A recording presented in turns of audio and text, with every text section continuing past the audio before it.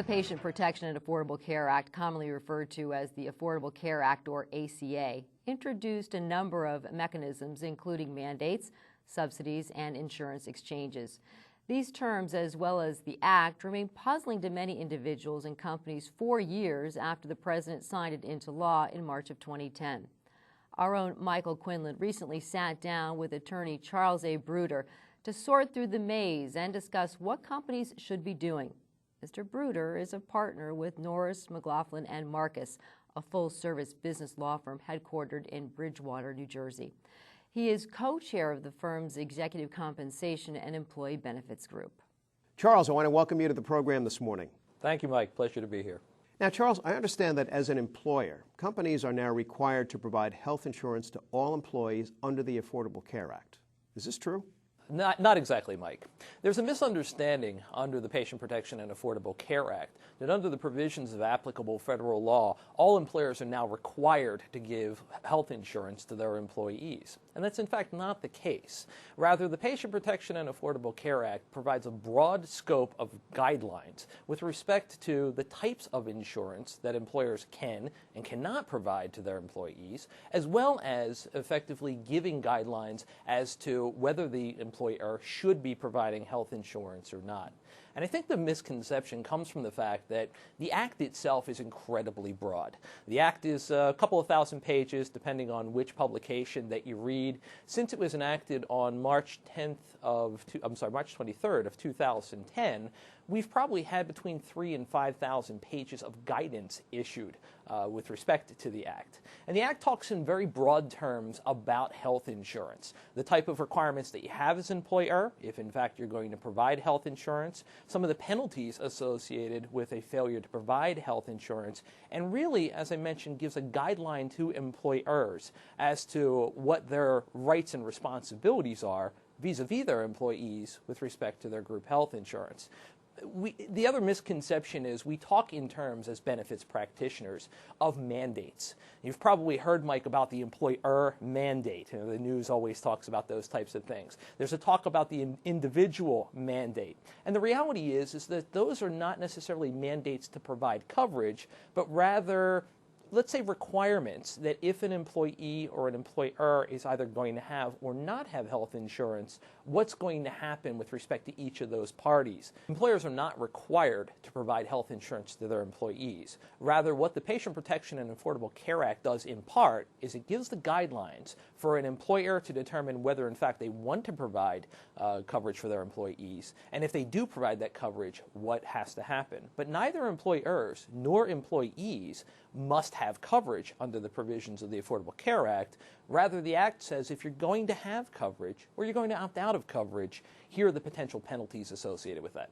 Now, Charles, how does an employer determine whether or not it is a large employer for purposes of the Act? Well, the first thing you have to think about, Mike, is for what reason are you defining large employer? Because given the vast scope of the Act, large employer can mean a lot of different things. For example, over the last couple of years, the Internal Revenue Service has been phasing in a requirement that certain employers provide the value of the coverage that they're providing to their employees on the employee's W-2. So it's a reporting requirement. The employer has to provide both the employer as well as the employee contribution to the group health insurance coverage. So basically the entire cost. And that cost has to be reflected on the employee's Form W-2. There was a lot of discussion about this when the rule was first enacted and first brought effectively to light as to whether that was going to make the coverage taxable. And thankfully it does not. Rather, it's the government taking information in so it can utilize it for certain circumstances, including determining whether, in fact, if an individual goes out to the health insurance marketplaces, which I'm sure we'll talk about, whether, in fact, those folks are entitled to some type of tax credit or some type of subsidy. With respect to your question, though, as far as a large employer, employers who have issued W-2s in the past for 250 or more employees are required to have that information in their W-2s. So that's one simple definition of large employer. The common definition of large employer really goes to, as we talked about a few moments ago, the employer mandate, or what colloquially is referred to as the pay or play rules. And so for those purposes, to determine whether in fact an employer is subject to the pay or play rules, the defining line is basically 50 full-time employees. What full-time employee means and how you get to that number can be kind of complicated, but in general terms, an employer is looking to determine whether in fact they have more or less than 50 full-time employees. If that was the calculation, then lots of employers would be able to make that determination fairly easily. I either do or don't have 50 full-time employees, depending on the definition. But the Patient Protection and Affordable Care Act also provides that the controlled group rules that are reflected in the Internal Revenue Code also apply for determining whether someone is a large employer or a small employer. And those rules, which have been around for some period of time, apply to employee benefit plans generally, but specifically are referenced within the Patient Protection and Affordable Care Act. So an employer who, let's say, Mike, has 25 full-time employees may say, well, I'm not subject to these pay or play rules under the Act. I don't have to necessarily worry about a lot of the coverage requirements as well as the potential penalties if I decide not to provide coverage to my employees. However, if that employer or those group of employers own other companies or maintain an ownership interest in another company, a corporation, a partnership, an LLC, I've got a parent subsidiary relationship, for example, or I've got what's known as a brother-sister relationship, well then all of those ownership requirements have to be analyzed to determine whether in fact the group, if you will, of entities employs 50 or more full-time employees or not. And in general terms, if you have, with respect to, let's say, a subsidiary, if you have a subsidiary which is wholly owned or in which at least 80% of the ownership is maintained by a particular entity, well, those two entities are going to be combined, and the employees of both entities are going to be deemed to be employed by one employer. That's kind of the easy analysis. The more difficult analysis is the brother-sister determination. And for brother-sister, basically what you do is you look at all the owners of all of these related corporations, and you take into account the common ownership among 5 or fewer owners. And in general terms, if that ownership is in excess of 50% across the board with respect to the entities, well then those entities are going to be put together as well, and all the employees of these various entities will be deemed to be employed by one employer. So even though conceptually definition of large employer for a lot of folks' purposes is to determine whether in fact they have 50 or more full-time employees, there's a lot more involved with the analysis potentially for certain employers. And most companies have full and part-time employees. Does the Affordable Care Act provide guidance as to how we characterize these employees? It does, Mike. Congress, in putting together the Patient Protection and Affordable Care Act, was concerned that when you look at that rule that we just talked about, the 50 full-time employees, that employers would potentially have an opportunity, shall we say, to manipulate the hours of their employees to determine whether in fact they fell above or below that threshold. In general terms, a full-time employee under the Patient Protection and Affordable Care Act is someone who works on average 30 hours or more on a weekly basis. And so for a lot of employers, as I mentioned a few moments ago, it's easy to determine whether in fact you have 50 full-time employees or not.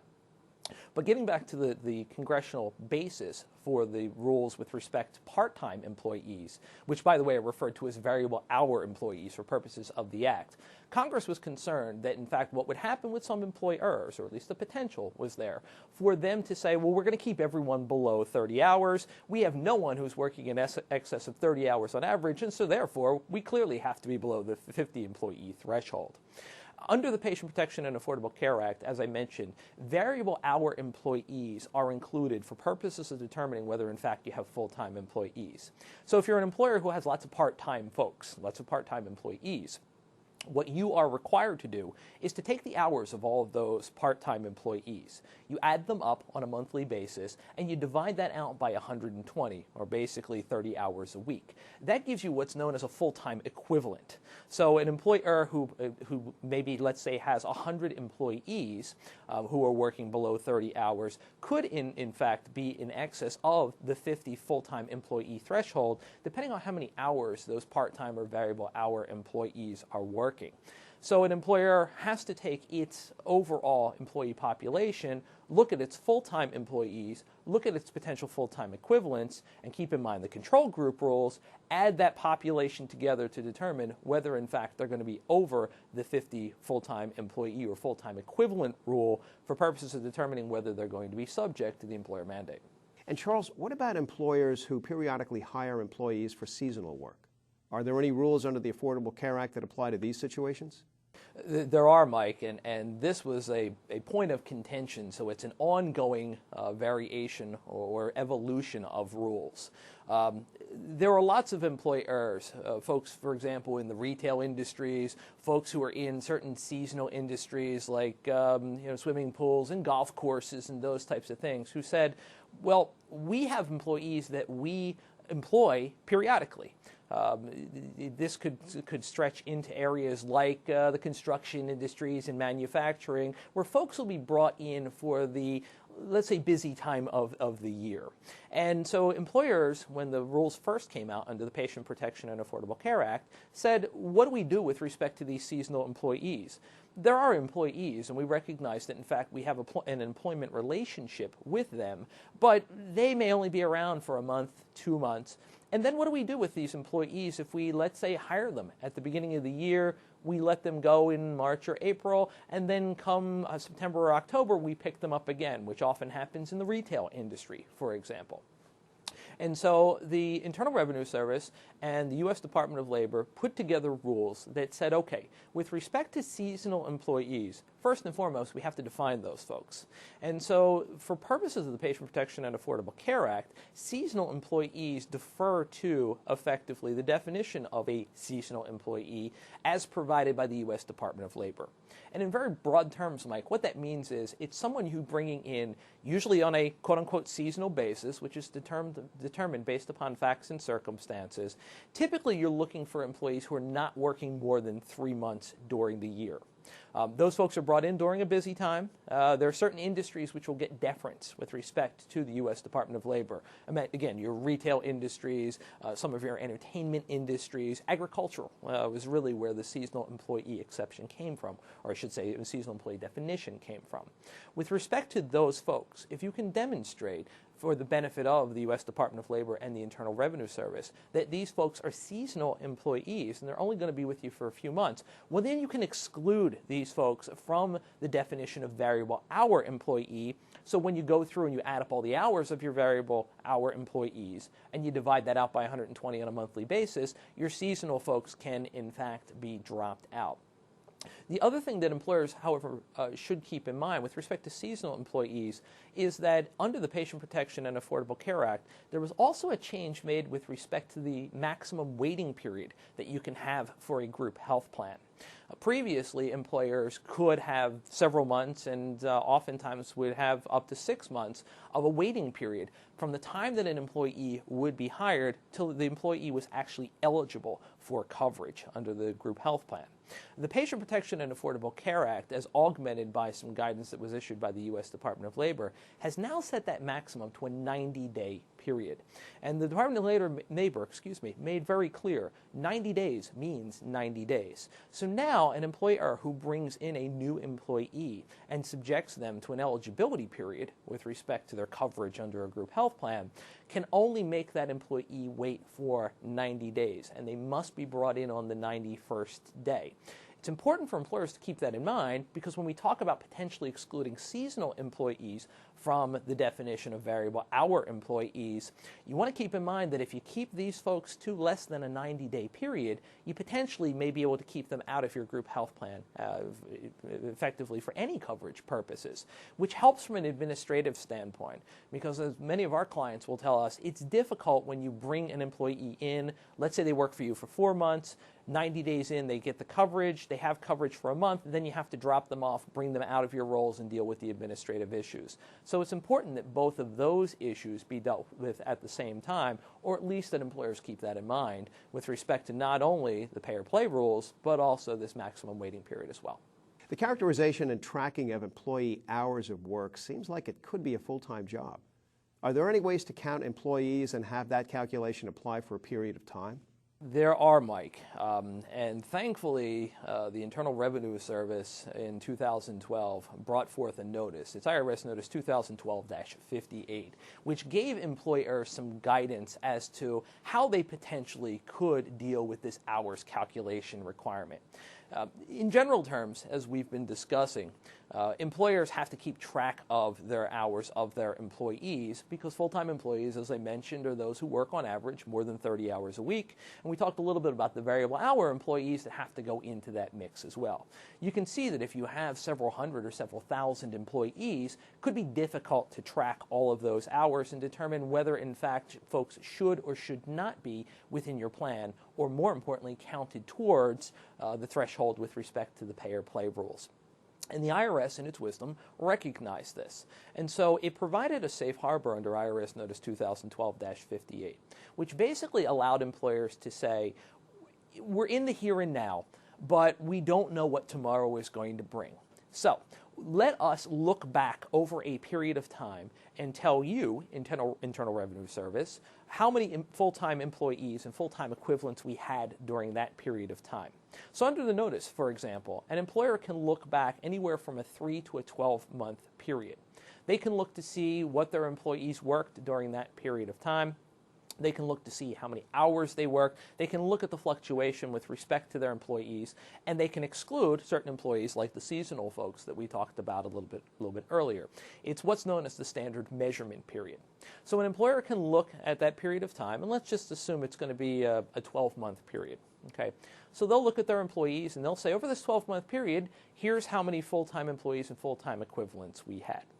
Once they get that number set, it's almost as if it was a snapshot. You take a look, you figure out the number of employees, you then have an administrative period.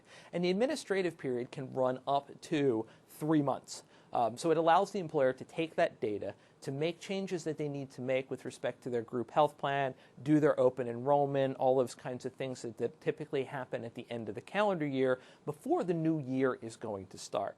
Once they've set that process in place, then the IRS says, okay, you've determined how many full-time employees and full-time equivalents you have. You've changed your health plan as to its eligibility requirements with respect to these folks. Now, on a going forward basis, we're going to allow you to basically hold those numbers firm. You'll be able to use the numbers from last year for this year's purposes, so you're not counting numbers during that calendar year. Your number of full-time employees is now set for that for that upcoming calendar year. Doesn't matter if your workforce changes, if you have folks who are going in and out, your number is effectively set for purposes under the Patient Protection and Affordable Care Act. And Charles, are there any requirements as to the form of health insurance that an employer has to offer in order to be compliant with the Affordable Care Act? There are, Mike. There are a number of requirements. Early on, with respect to the Patient Protection and Affordable Care Act, the first couple of years, there were a lot of elements of group health plans that were basically required to be put in all group health plans. In certain jurisdictions, a lot of these provisions were already there. So there wasn't a whole lot of concern with respect to changing these types of arrangements. However, there were plenty of group health plans which had to be changed during the year since the Patient Protection and Affordable Care Act has been in place. So things like removing lifetime limits, removing annual limits with respect to claims, providing for certain minimum coverage requirements, providing for dependent care coverage, or I should say coverage for dependents up to age 26, was certainly a big rule that a lot of folks have had to tackle in the past. And hopefully at this point, those group health plans have been updated and are in place so that those provisions are there. And as I said, for the vast majority of group health plans, those plans were pretty easy to deal with. The carriers dealt with a lot of those issues, and really a lot of the design issues that the employer would have control over have been implemented since these rules have been around for a couple of years. But the shift now is to focus more on the pay or play rules, as we discussed a little bit earlier, and the potential penalties associated with providing group health coverage. So the threshold question is whether an employer is going to provide group health insurance to its employees. We've seen a lot of changes over the last couple of years. You certainly, I'm sure Mike's seen the media reports where companies have dropped their health coverage. Some employers are dropping their spousal coverage. Some employers are simply getting rid of their coverage and providing for additional compensation to their employees. And there's certainly been a proliferation of different changes with respect to group health insurance contracts in general. But the two key issues that an employer needs to worry about and has some control over with respect to the Patient Protection and Affordable Care Act, when we're talking about the so-called employer mandate, is first that the insurance contract has to provide for minimum value. Now, the concept of minimum value is a fairly involved actuarial determination, and so for a lot of employers, they'll have their professionals kind of look at this issue and make sure that their contract provides for minimal value. But in very, very general terms, minimum value means that the plan is providing for at least 60% coverage under the terms of the policy. So in other words, the money that's going into the policy, at least 60% of that money is going towards claims. The Department of Health and Human Services, to assist employers, has an online calculator, so an employer can go in, you can plug in your information, and it'll help you with the actuarial calculation. Alternatively, an employer can retain the services of an actuary, give them all the information with respect to their plan, and basically determine whether, in fact, they meet the minimum value requirements. I would suspect most employers, though, are going to rely on their carriers with respect to that issue. The area, though, that employers have the most control over is affordability. Because, again, in general terms, in order to avoid a penalty or the imposition of a penalty by an employer that's providing coverage under the plan, or I should say under the Patient Protection and Affordable Care Act, their plan has to provide for minimum value, but it also has to be affordable. Affordability under the Patient Protection and Affordable Care Act basically means that on an annual basis, the amount of the premium that the employee is going to pay is not in excess of 9.5% of the employee's household income for that year. So, relatively low threshold with respect to employee contributions. Under the Act, as I mentioned, the affordability is based upon the employee's household income. Lots of employers, when the Act was first promulgated, said, well, how in the world do we know what our employee's household income is going to be? And so the IRS said, we recognize that this may be problematic for you. And so in some subsequent guidance that's been issued over the last couple of years, the IRS has determined that an employer's plan will be deemed to be affordable as long as the contribution required by the employee is not in excess of 9.5% of the employee's compensation for the year. And so basically, an employer that needs to determine whether, in fact, they are subject to these affordability rules will look at box 1 of the W-2, the wage box that is issued to the employee, and they'll determine whether the employee's contribution towards the health coverage is in fact in excess of 9.5% of that amount. That's a relatively high hurdle in some respects for some employers, because it's not unusual to see an employee who's paying 50, 60% of the premiums associated with coverage. So there's a couple of things that employers have to be aware of. First, with respect to these requirements, the minimum value and the affordability requirements, the employer only has to make a level of coverage available that meets those two requirements. So, an employer can put in place a level of insurance that, let's say it's a basic level of group health insurance that meets the minimum value requirements, provides all of the other requirements that are necessary under the Patient Protection and Affordable Care Act, like minimum coverage and dependent coverage to age 26 and the things we talked about in a few moments, and for which the employee is not paying in excess of 9.5% of his or her wages. The employer can then have certain other levels of coverage that are in excess of that. And there's nothing to preclude an employer from having those, and those additional levels of coverage do not have to meet those requirements. Rather, as long as one level of coverage meets that requirement, the employer will have satisfied its requirements under the Patient Protection and Affordable Care Act. The other thing to keep in mind is that 9.5% rule with respect to wages for affordability is only applicable to single coverage under an employer's group health plan. So if the employer offers employee plus one coverage, or it offers family coverage, and the amount the employee has to pay towards that amount is well in excess of 9.5% of wages, as long as single coverage meets that requirement, the employer will satisfy the affordability requirements. One caution there, in the guidance that the IRS issued under the safe harbor, which I talked about a few moments ago, 9.5% of the W-2 wages, the IRS said we're only going to apply this to single coverage now, but we reserve the right to come back and to address this. So employers should be aware that at some point in the future, the IRS could require that that affordability test be met not only by single coverage, but also by dependent coverage, spousal coverage, and any family coverage that the employer may have. Okay, suppose an employer decides to simply drop its group insurance. Does that solve its potential problems? Potentially, yes, but the employer needs to be aware, Mike, that they potentially will also be subject to a penalty, or as the United States Supreme Court said, a tax in determining the constitutionality of the Patient Protection and Affordable Care Act. In general terms, an employer has to make a decision as to whether, in fact, they're going to provide coverage to their employees. And as we discussed a few moments ago, the coverage, if it's going to be offered by the employer, needs to have minimum value and needs to be affordable. With a lot of employers, that could be a difficult financial hurdle for them, particularly the affordability side, because that may mean that the company not only has a significant increase in its costs, but also that it's going to need to keep its costs, obviously, with respect to its employees low. And with the variability of that cost, that can be a difficult thing to budget for from a human resource or a chief financial officer's perspective. So some employers will simply decide that they're better off paying the penalty. And this is the so-called employer mandate.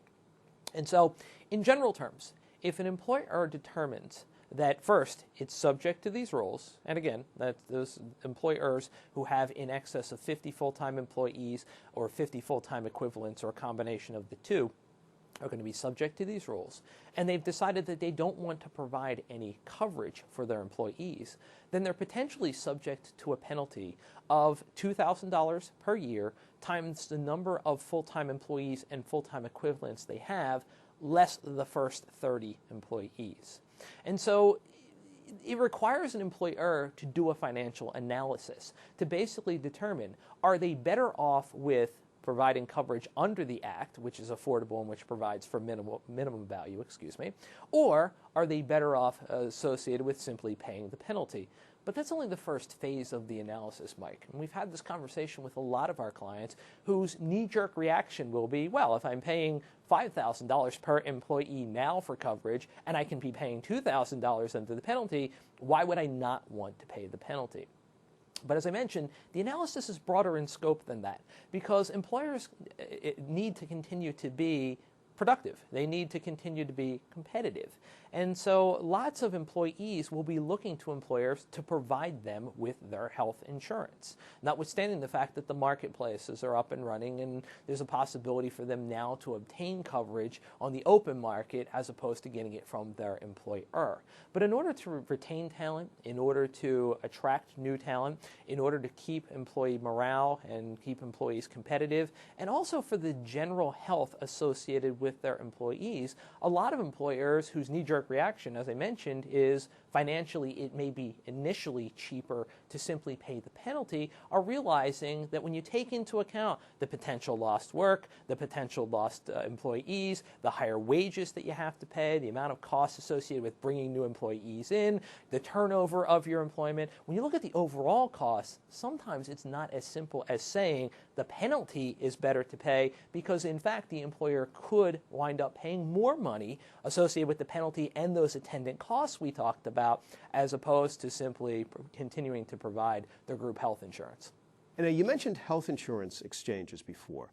Does the employer have to provide its employees with any information regarding these exchanges? In general terms, the answer is yes, Mike. Back at the end of 2013, as you may recall, the newest component of the Patient Protection and Affordable Care Act came into being, and that was the health insurance exchanges. And in general terms, each state maintains, either through the state or through the federal government, an online exchange where individuals, including employees, can go online, determine what levels of coverage might be available to them, and, depending on their circumstances, those levels of coverage may be more affordable or provide better coverage than they otherwise could get through their employer, whether their employer sponsors a group health plan or, in certain circumstances, their employer does not provide coverage. Back before the insurance exchanges were up and running at the end of 2013, the Department of Health and Human Services, as well as the U.S. Department of Labor, provided a model notice that all employers were generally required to provide to their employees.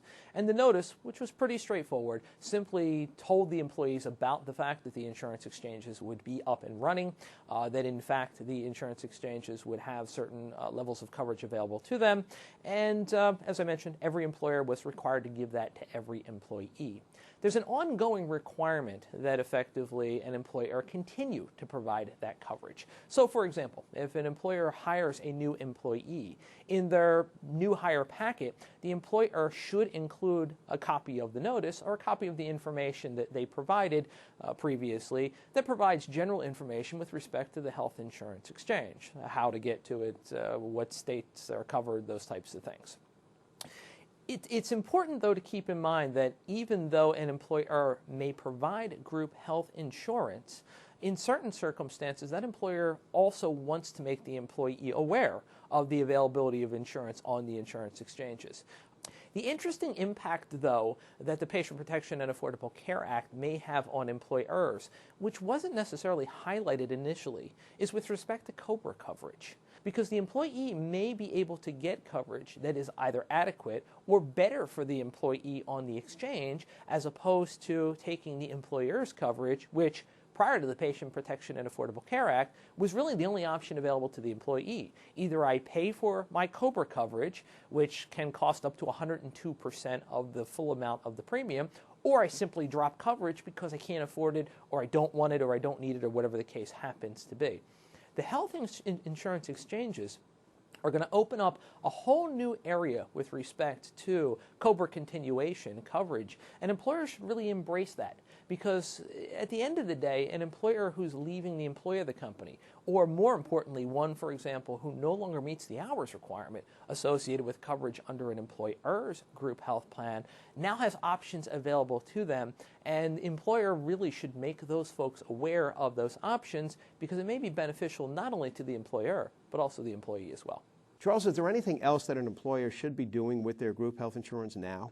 Well, there's a lot of things that employers should be doing with respect to group health insurance, Mike.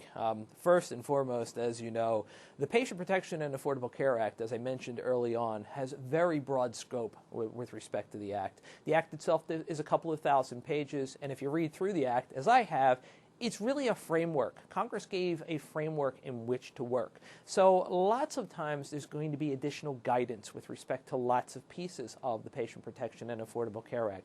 So first and foremost, employers need to be aware that all of the guidance isn't out there. They need to be monitoring what's going on. Keep in mind that the Department of Health and Human Services, the Internal Revenue Service, and the U.S. Department of Labor are all issuing guidance, sometimes it seems as though it's on a daily basis, that employers at least need to be aware of. So monitoring what is going on with respect to the Act is important. We've had a lot of changes over the last couple of years, but there's a lot more on a going forward basis. Secondly, and as importantly, employers need to be educated, because I'm sure their employees are asking questions. And so, as I mentioned a few moments ago, I think an informed employee is a happy employee. Employees have lots of questions about their health coverage because, let's face it, the Patient Protection and Affordable Care Act, at least from Congress's perspective, was incredibly important because after compensation, benefits is one of the key elements associated with an employment relationship. And there certainly are circumstances where an employee who is compensated at the same level will go to a competitor or another employer simply because they're not comfortable with the employer's benefits. The employer's benefits aren't as rich, they aren't as cost effective, whatever the case happens to be. So employees are going to have lots of questions. They hear lots of things in the news. They talk to their friends, their coworkers. Employers need to be aware of how the General Act is going to work so they can respond to their employees' questions. That being said, employers and particularly employers and particularly human resource professionals also need to be aware of what their role is. Employers, considering that the Patient Protection and Affordable Care Act is changing on a fairly regular basis, have to be careful not to provide too much information to their employees. It's a fine balance. You want to give the employees enough information to make an informed decision, but you don't want to necessarily counsel the employees or take responsibility for some of the employees' decisions. So it's a fairly fine balance. Employer communications need to be reviewed. Employer communications need to be carefully worded, and they need to be sure that what they're doing as far as communication is in compliance with the Act. The other thing that employers need to be aware of is, as I mentioned, over the last few years, we've had a number of changes associated with coverage under the Affordable Care Act. Employers, if they haven't done so, need to review their plan documents. They need to make sure that all the provisions that are required under the Patient Protection and Affordable Care Act have been put in the plan document. There have been changes, for example, with respect to flexible spending accounts and the maximum amount that can be put in flexible spending accounts and the types of coverage that are available under those types of accounts. Those documents need to be amended. Employers need to look at their employee enrollment forms. They need to look at their SPDs. We didn't talk a little bit earlier about it, but employers also need to be aware that summaries of benefits and coverage are required to be provided to employees. They need to make sure they're giving out those documents. They need to make sure that those documents are culturally and linguistically appropriate for their employee population as required under the Affordable Care Act. So they need to be reviewing a lot of their documentation. They need to be reviewing a lot of their employee communications to make sure, that in fact they are communicating appropriately and staying within compliance as far as the Act is concerned. There's another issue, though, that's looming on the horizon, and that is the so-called Cadillac tax. In very general terms, under the Patient Protection and Affordable Care Act, the Act sets certain values with respect to coverage based upon a number of factors as with respect to employee group health insurance coverage. And those amounts are basically set under the statute. In the coming years, to the extent that an employer's group health insurance exceeds the value that's provided under those statutes, they potentially are going to be subject to an excise tax. I'm sure that we're going to see a lot of guidance going forward, but at least with respect to that issue, employers need to be aware that it's on the horizon and they need to start planning for it, because in some circumstances, that could be a significant financial responsibility for the sponsor of a group health insurance plan. Well, certainly a lot of great information. Thanks for bringing us up to date. Thank you, Mike. It was my pleasure. Thank you for having me today.